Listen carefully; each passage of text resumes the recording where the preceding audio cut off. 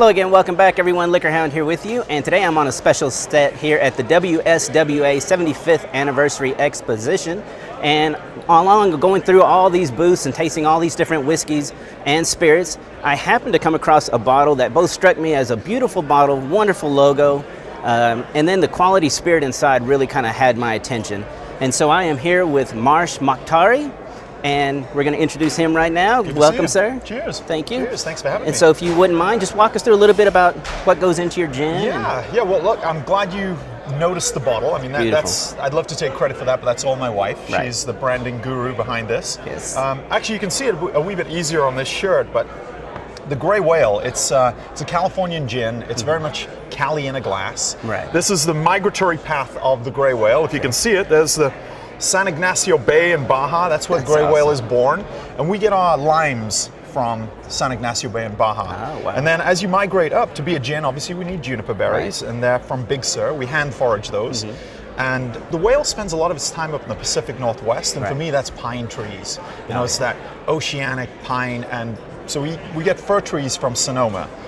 And then we get in the water. So, nice. I mean, I don't know another gin on the planet that gets kombu sea kelp in that gin. But we hand forage that up in Mendocino County, and that adds a little earthy umami flavor profile, which you don't often find in a gin. True. And then mint from Santa Cruz, and then finally almonds. California makes more almonds than anywhere else in the world, and it adds a creamy mouthfeel. So if you'd like, I'll walk you through a tasting, but before I do that, I'm going to point out two cool things. We support Oceana in protecting the world's oceans, and number two, we're 1% for the planet certified. Just really near and dear and important to our heart. That is excellent. Okay, well let's go ahead and go through it. Cheers. Well, cheers. So right off the bat, you'll pick up a lot of citrus on this. And it's citrus, That's just like, you know, where I'm from, you pick up that I'm not from here, but this, I want you to pick up you're from Baja. Nice. Right away, that's that lemons, limes, and oranges. Exactly. The juniper note, very big, still coming in, noticeable. It's not absent from the London dry style. And then there's mint. Mint is very, very subtle, but it's there. Right. And as you taste, you will taste a little sweetness.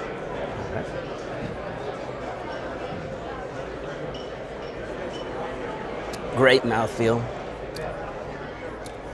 Wow, yes. And it's bottled at what, 86 proof, correct? It is, yeah. That's a great proof for a gin because it's not too weak and it's subtle. This one's a great big bold flavor, and yet it's just full of the, like you said, citrus, the juniper, and then when you start letting it mingle in the mouth, you do start picking up on the mint, the fir, pine needles, I guess, almost. Yeah, and almond kind of shows up at the end, right? Exactly. Just lingers and lasts. It is amazing. So I think it's perfect shaken over ice up. Okay. You know, we labored on this. I mean, I'm talking 152 recipes to get to this point. Wow. I mean, I played with every kind of seaweed, from nori, what you wrap sushi in, to sea palm. But another fun way to kind of play with this is something my wife loves. It's called the skinny gray whale. It's kind of a play on a skinny margarita.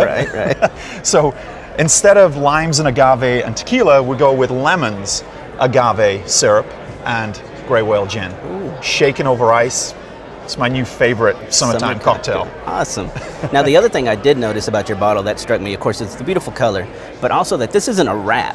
You know, a lot of times when you see these bottles with colors on them, it's a plastic wrap. This is an aquamarine bottle, which is screen printed white.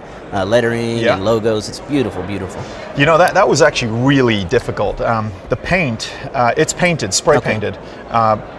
We tried maybe 30 different colors, and it just didn't feel right. And then finally, and also, you know, we're very environmentally focused, so we wanted an organic paint, and that's what we ended up with, an organic paint. And you know, this is something that you don't often see, but we use a real cork. Right. It's 100% biodegradable, and you know, my daughters are watching Mummy and Daddy launch a booze business, so it matters to do little things when you can. For the future, and it just looks so damn cool.